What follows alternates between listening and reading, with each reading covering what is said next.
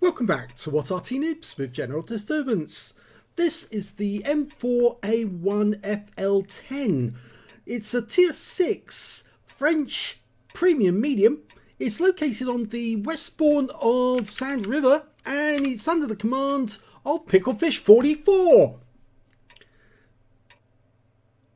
Game started. Well, this tank actually... Oh, there's no noise again on the engines. Blame Wall Gaming. It's not my fault. It works on some other replays. It doesn't work on these ones. Well, anyway, it's the M4A1, which is a bit of a peculiarity, if you might say, because according to the wiki, more M4A4s were converted with the FL10 turret than A1 versions. The A1 version is the one with the Wright Continental R975 radial engine, an aircraft engine, whereas the M4A4 is the one with the Chrysler multi-bank engine, which is the type that the British bought a lot of because it was so good. Now the radial engine generates a lot of horsepower very, very quickly, but the multi-bank engine's much more resilient because it can still take battle damage and keep working regardless, because it's basically 5 big cylinder blocks in a pentagon arrangement. Basically, it's 5 car engines in one around a central crankshaft, and even if some of those engines are not turning over, the other ones will, and they keep the tank moving. So, what else can I tell you? Well, these tanks were actually built in 1942 to 1943. The M4A1 has a cast hull, which I think you can see there. It is a cast hull. And in the M4A4, which is the one that they did actually modify for the Egyptians, 50 of them, actually was a welded tank. So more of the welded ones than the cast ones. The other thing is that the FL10 tanks actually ended up in the hands of the Palestinians when they were retired from the Egyptian army service. Well, he got a full clip into that Cromwell, and he's down to virtually nothing left now. So he literally eviscerated that guy, and he's just waiting for the reload to go in to pop another one in. But he doesn't need to bother because the M44 in our team just... Oh, it wasn't the M44, it was the Britann Panther, the Baguette. Now the FL10 turret, that's 5 Lille, 5 Lille, because it was made in Lille in France. It's the same turret that went on the AMX 13-ton tanks, 75mm 4-shot autoloader. As you can see, it's the same as basically the AMX 13 75-ton tank, but it's basically just to replace the outdated 75mm gun that these tanks were originally built with, and put a modern high-velocity gun in its place with that autoloader.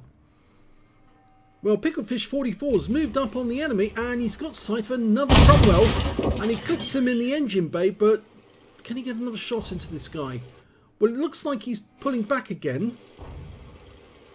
No, that one went slightly behind him. Might get another shot. No, he didn't get that one either. Oh, now what happened there? Did he shoot that Type 64 in the rear? I hope not, because that would disqualify him for the high caliber.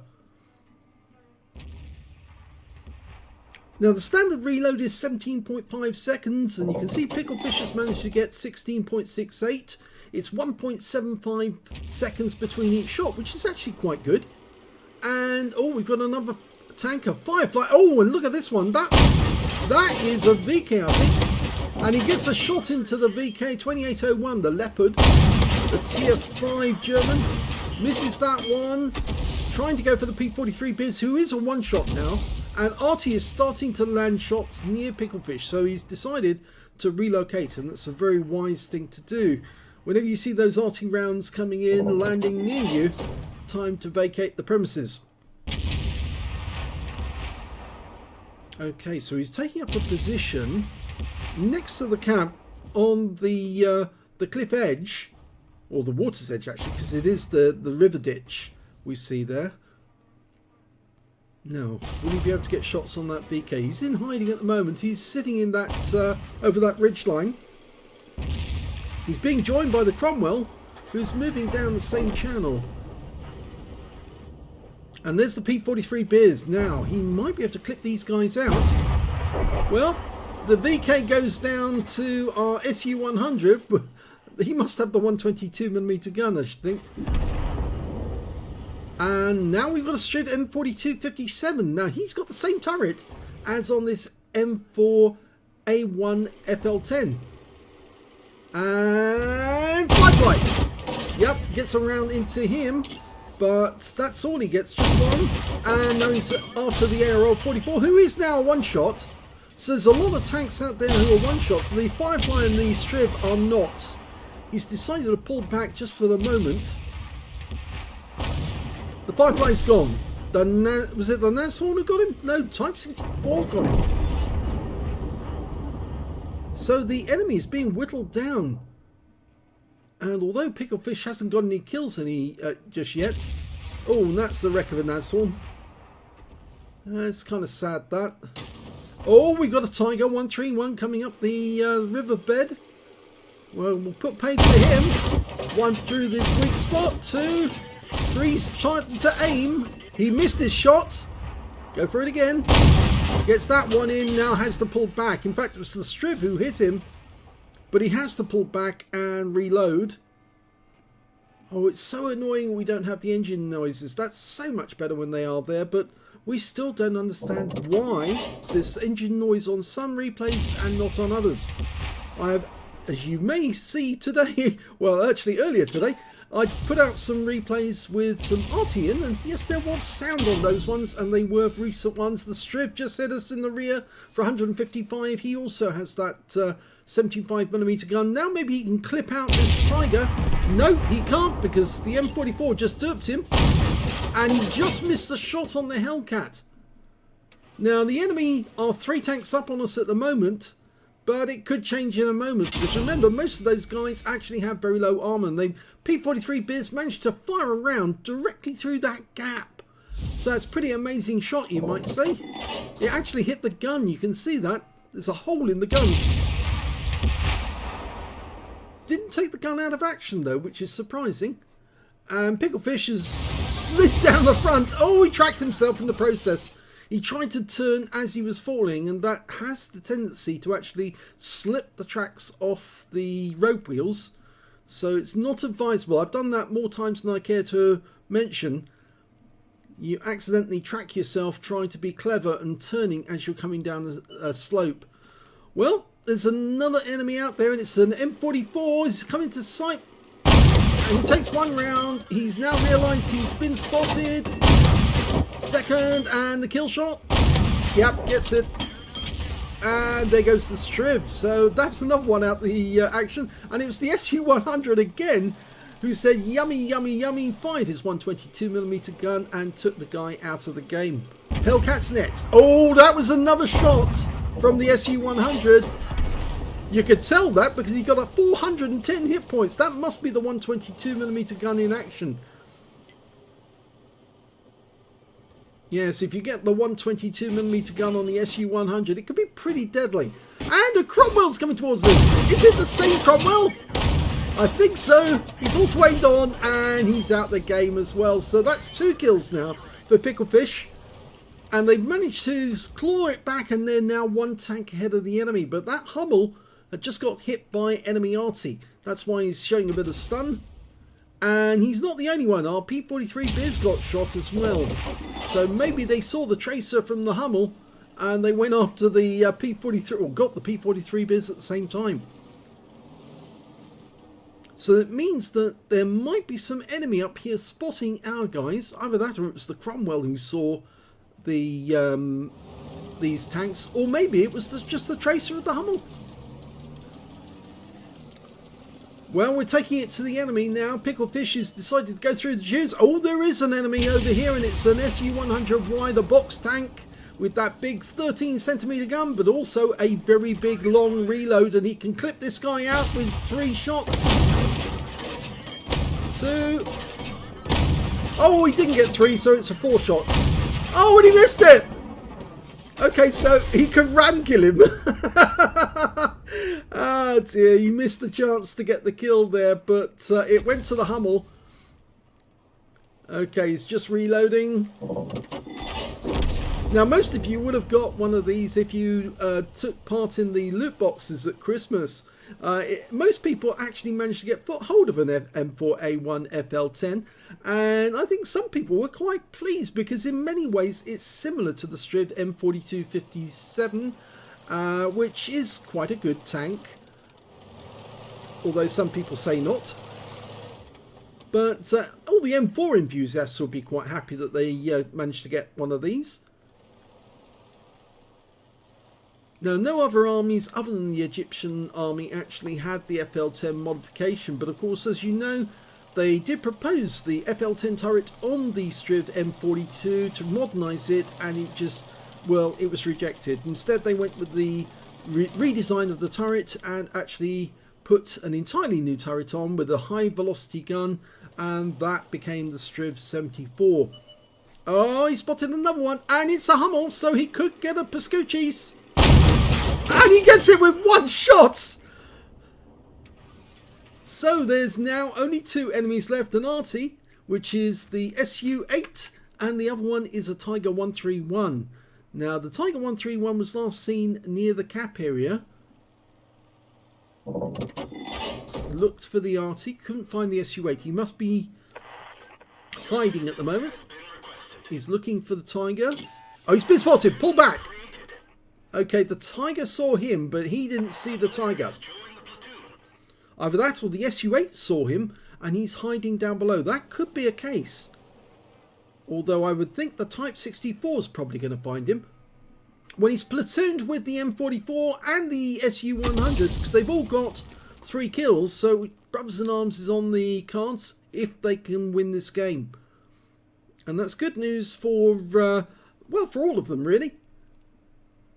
If they can get more kills as well, I'm not so sure. Actually, it's only 2, isn't it? So, no, they're not going to get a crucial contribution. The most they're going to get combined is 11 kills, which is close, but I'm afraid it's not crucial, but it's, well, it is kind of close. It's kind of nice. Means they did all the donkey work. Oh, there is the Tiger 131. And he just got hit by the SU-100. He's looking this way. He's fluffed his shot. That one ricocheted off. That one hit. He's desperately trying to get the rounds in. Now, can the SU-100 get another one in? Yes, he does. And he clearly kills that. Yes, that big 122mm gun. It's so effective. Oh, and somebody is still firing Arty rounds in. Now, we didn't see where that one came from, but I think it's north of the riverbank. I think he's going in the wrong direction. Yep, I think that guy's gone up north. I think he's near the...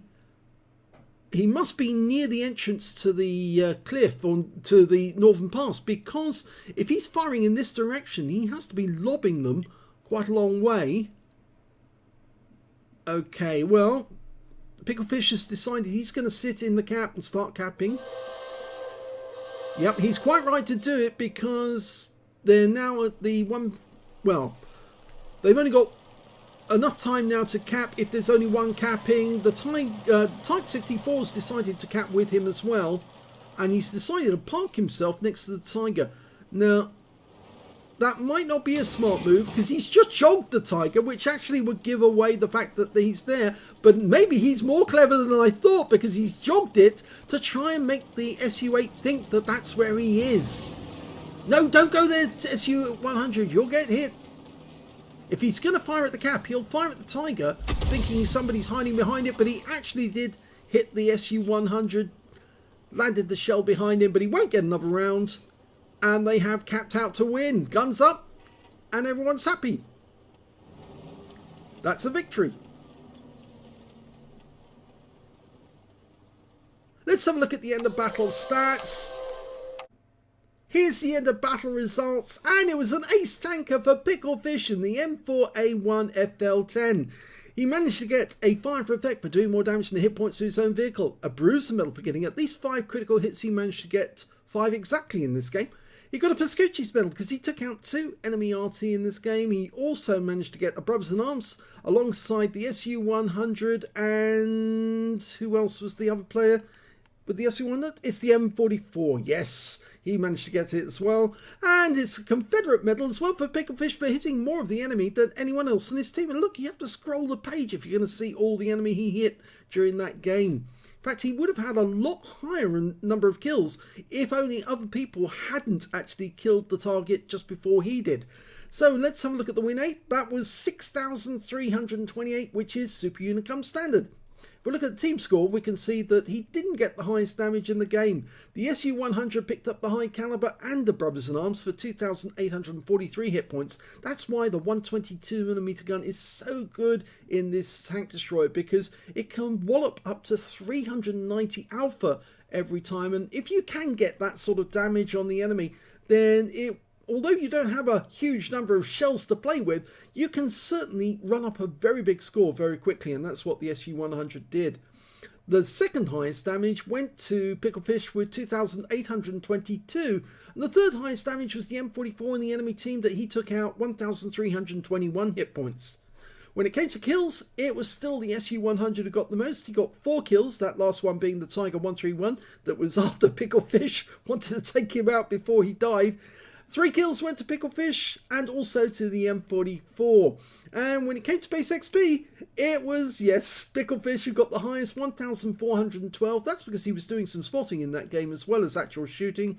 1,289 went to the SU-100 and 788 went to the M4A1. Picklefish fired 35 rounds in the game, got 27 direct hits and 22 penetrations. Damage of 2,822 hit points, of which 1,340 were at more than 300 meters. He received 3 hits, and all 3 were penetrations, I'm afraid. Yes, it's a standard M4 hull, really, and even if in the cast variety, it still let shells through. And he also received 1 hit by way of splash damage as well from the enemy Arty. 11 enemy vehicles were damaged, 3 were killed, so that's a big difference of 8. That's easily why he got the Confederate. 896 hit points of damage assistance. I think that some of that may be spotting. And 56 capture points in the cap. On a premium count, he earned 70,086 credits, and after repair, ammunition, respawn, and consumables took away 28,600 credits. He got 2,118 XP for the game, same again for completing a mission, 635 because this is a premium vehicle, and took away 4,871 experience points altogether. So the M4A1 FL 10, it's actually quite an enjoyable tank, because if you play it like the S-Strip M4257, you can actually do quite nicely. You just have to remember though, that after you fired your 4 shots, you are going to be waiting for 15 seconds. So if you try and run into the enemy and clip them away, and all of a sudden your clip doesn't work as it did with the box tank that he tried to kill, you might have to go ram the enemy to get rid of them, and that could have consequences for your own vehicle in the process. But in this case, actually, it was okay for Picklefish, because after putting his 3 shots in, it made it very easy for the Hummel to take out the box tank, and so it gave him a good game. I hope you enjoyed that replay. If you did, please give this video a like. Do subscribe to our channel. Leave a little comment down below because it feeds the algorithm.